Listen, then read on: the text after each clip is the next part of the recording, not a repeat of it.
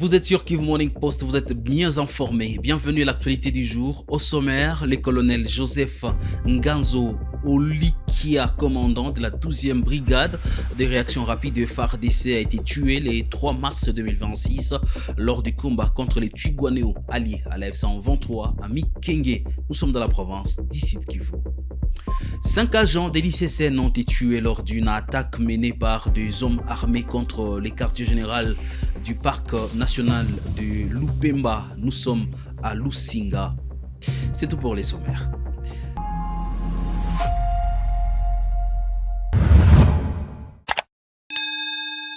Bienvenue au détail de l'actualité du jour. On commence à Mikenge. Le colonel Joseph Nganzo Olikia, commandant de la 12e brigade de réaction rapide de FARDC, a été tué le 3 mars 2026 lors du combat contre les Twirwaneho alliés à la F-123 à Mikenge. Nous sommes dans la province d'Issid Kivu. Jospin Hangui nous fait les points. Commandant de la 12e brigade de réaction rapide, il a été tué à Kitavi sur l'axe Mikenge dans la province du Sud Kivu. Il a été visé par un sniper. 2 autres soldats ont succombé avec lui, a déclaré une source sécuritaire à Kivu Morning Post.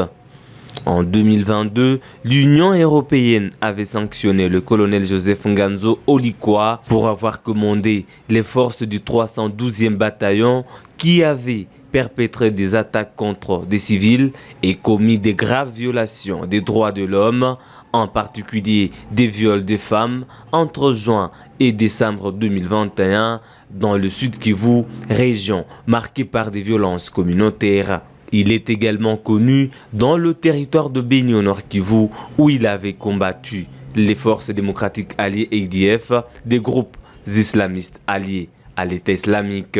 Sa mort intervient alors que les combats continuent dans le Sud Kivu.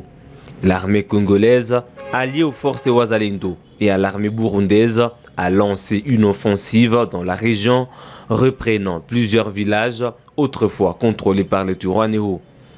La société civile locale accuse l'armée d'avoir incendié plusieurs villages à l'aide des frappes de drones soutenant les unités au sol. Je l'ai annoncé au sommaire de l'actualité du jour. 5 agents ont été tués lors d'une attaque menée par des hommes armés contre les quartiers généraux du parc national de Lupemba. Nous sommes à Lusinga. L'ICCN condamne une agression grave contre ces sites protégés. Détail prospère.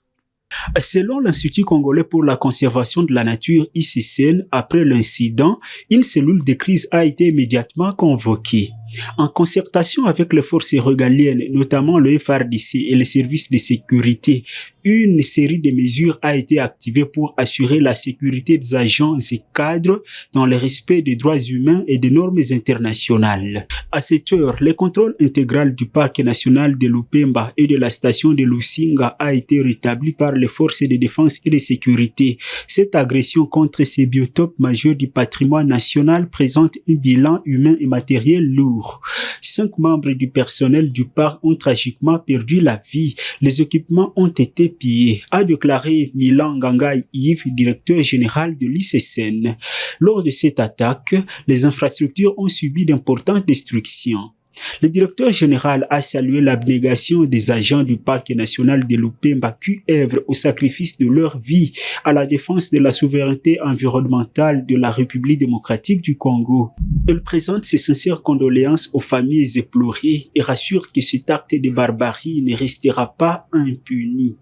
Une victime en Ituri décrit des conditions de vie précaires sans moyens financiers ni accès aux services sociaux de base.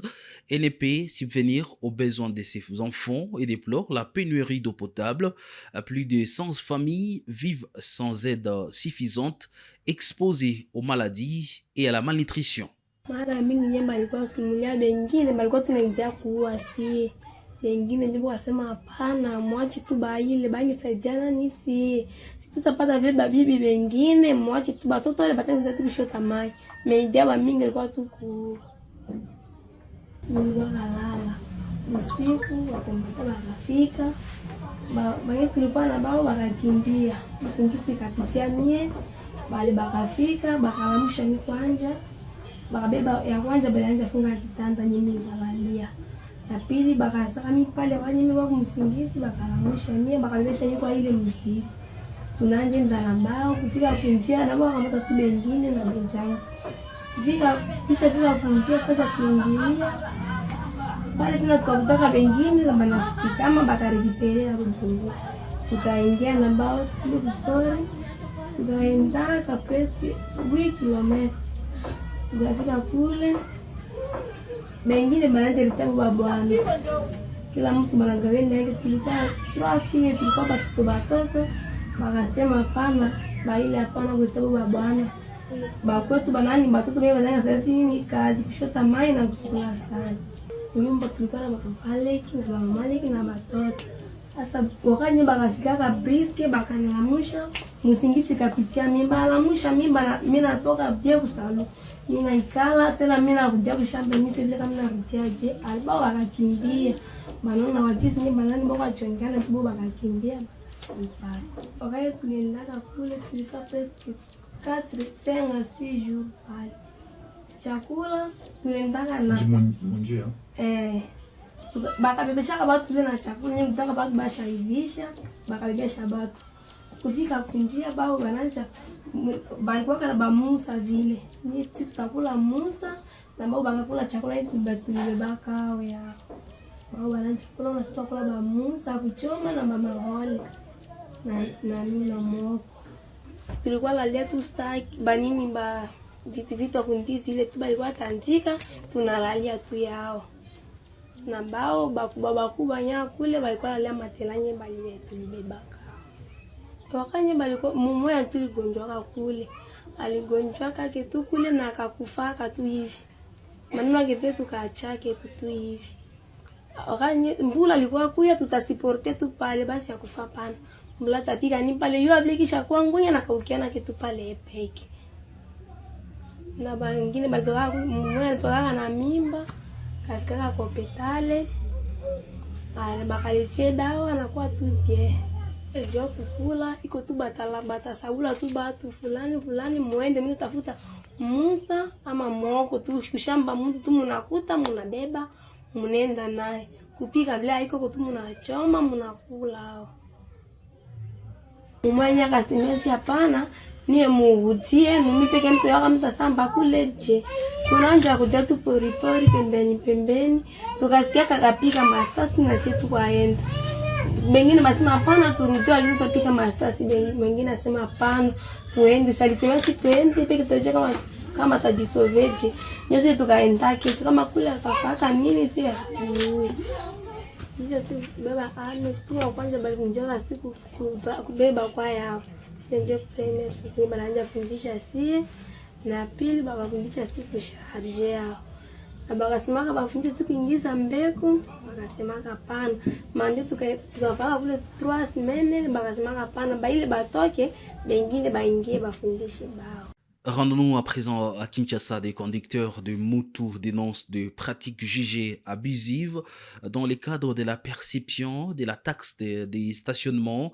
Selon plusieurs témoignages recueillis auprès de la division urbaine de transport, des policiers non mandatés exigeraient de l'argent aux motards au niveau de magasins, même en l'absence d'infraction. Bakangi 10 moto ekomi kuna na la police okomi chef nationale de l'autre bon olobini mais ça 100 000 totika moto na 100 000 na moto na 50 000 c'est ça 70 000 obimi 70 000 au PC ba PC moto mais ça là un document ya que tukanga ki moto totika okenda document exact abengani okay après 10 minutes bakangi sous bakangi le même moto quand le même jour oyebi si bango te mebokanga bayebi su wana te ko document ezalaki te place mbongo ekei eyebani te bakangi yo lisusu eske bongo yango ekendaka wapi bino nano boyebisa biso mpe batu oyo bakozala kokanga na mota ayeba droit na ye mpe bino mpe bolakisa biso droit na biso toyeba so moto aye akangi biso toyebi te tokende te tose reconnaître bino mpe bosa nini bolakisa biso nzela ya komiyeba bolakisa moto ya kokanga moto na moto ya kokanga te soit soko omoni makambo toloba eza lobulu ozala bato na bino o bakoya koobserve makambo toloba soki montant aza na arrière soit akoseli ba policier wana bino mo bo juger entre montant na la police ya kokanga moto. Les directions générales de Trans Academia et Transco ont décidé d'unir leurs efforts pour faire face aux défis sociaux et opérationnels. Le directeur général de Trans Academia, Georges Ongelo, a reçu la directrice générale ad intérim de Transco, Solange Kabedi Audra, pour une séance de travail consacrée aux difficultés communes des deux entreprises publiques des transports urbains. Reportage. Dans le cadre de la solidarité intersectorielle, le directeur général de Trans Academia, Georges Ongelo Dangawamumbu, accompagné de son adjoint José Makengo, a reçu avec honneur jeudi 26 février 2026 sa consoeur Solange Kabedi Ordra, directrice générale ad intérim de Transco, dans le but de tenir une séance de travail entre ces deux établissements sous tutelle du vice-premier ministre, ministre de Transport, son Excellence Jean-Pierre Bemba Gombo. Au cœur des échanges dont ont pris part les deux délégations syndicale de transport public, le DG de Trans Academia et la DG ad intérim de Transco ont abordé sans tabou la question épineuse de retard de paiement salarial ainsi que d'autres aspects sociaux auxquels ils sont tous confrontés afin de faire une cause commune. À l'issue de ces discussions, les deux géants du transport public ont fait à tour de rôle le point sur les résolutions adoptées.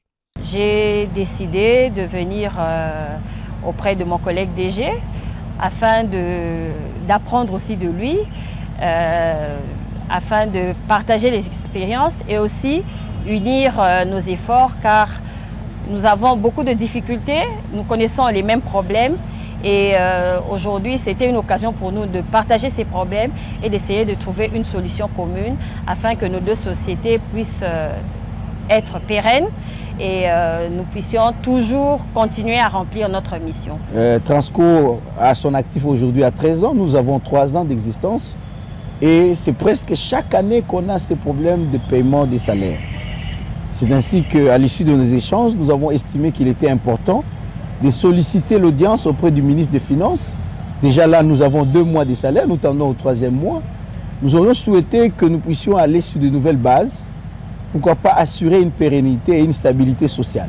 Vous savez, les salaires ont un caractère alimentaire. Lorsqu'un agent n'est pas payé, il n'est pas motivé à travailler. Nous rendons d'éminents services à l'État. Le social que nous assurons, Transco assure la mobilité d'une frange de la population et nous avons une autre frange qui est aussi sensible. Nous pensons que la contrepartie que nous pouvons bénéficier, c'est l'accompagnement en ce qui concerne le paiement des salaires. Nous avons signé ensemble une lettre de sollicitation. Nous saisissons aussi votre micro pour solliciter donc cette audience auprès de son Excellence le ministre des Finances. Nous lui apporterons un mémo signé par nous deux qui va tant soit peu présenter la situation de nos établissements et proposer même des issues de sortie ensemble avec sa sagesse pour voir comment est-ce que 2026 et les autres années qui vont venir, que la question des salaires soit quand même résolue d'une manière définitive. Il convient de noter que cette rencontre stratégique a pour objectif les partages d'expériences pour harmoniser les solutions afin de stabiliser le climat social et de garantir la continuité de ces deux services publics. Le ministre de ZTP, John Banza Lunda, a lancé mardi 3 mars les travaux de réhabilitation et de modernisation de la route provinciale des 131 reliant Bachamba et Kabobola via Ngumbu. La cérémonie s'est tenue en présence des députés nationaux et provinciaux. Reportage. 69 km de pistes à transformer à terme en route revêtue pour lancer ainsi le développement du territoire de Gungu dans la province du Kwilu. Voilà le résumé qui convient à ce nouveau projet de l'Agence congolaise des grands travaux lancé ce mardi 3 mars par son ministre de tutelle, John Banza Lunda. La cérémonie qui a vécu au village Bachamba, point de départ de ce projet routier qui va se terminer à Kakobola après avoir traversé Gungu, a connu la participation de l'exécutif provincial, des députés tant nationaux que provinciaux et des sénateurs, tous élus de la zone.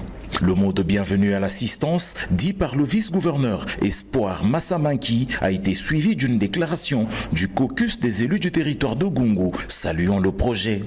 L'ingénieur Nico Nzaou, directeur général de l'Agence congolaise des grands travaux, dont la structure va piloter le projet, financé dans le cadre du programme sino-congolais et exécuté par Cisco SA, l'a présenté à l'assistance, donnant les garanties que ce dernier ira bien à son terme. Si nous sommes réunis aujourd'hui à Batsamba, ce n'est pas seulement pour lancer un chantier. C'est pour matérialiser dans le sol de Kwilu une vision nationale. Une vision portée au plus haut sommet de l'État. Une vision qui place les infrastructures au cœur de la souveraineté nationale. Une vision qui affirme qu'aucun territoire de la République ne doit laisser à marge du développement. Ce projet comprend les dégagements et nettoyage de l'emprise, la mise en œuvre des couches de chaussées, la construction et la réalisation des ouvrages d'assainissement, le renforcement des ouvrages de franchissement existants, la signalisation des dispositifs de sécurité sur un total linéaire de 69 km. Avant de prendre place à bord de la bulldozer de la firme Sino-Hydro 11, sous-traitant de Cisco SA, le ministre a eu un mot pour la population. Bana Gungu oye! Bana Kwilu oye! Bana Fachi Beton oye! Nani azotonga Congo? Nani azotonga Congo? Nani azotonga Bandundu? Bana Gungu Kiesekele? Kiesekele? Maboko, maboko, maboko, pona bino moko. Dans un premier temps, la route sera ouverte de bout en bout sur l'ensemble de ces 69 km et dans la seconde phase, elle sera revêtue. Fin de l'actualité du jour, messieurs, dames. Merci à vous de l'avoir suivi.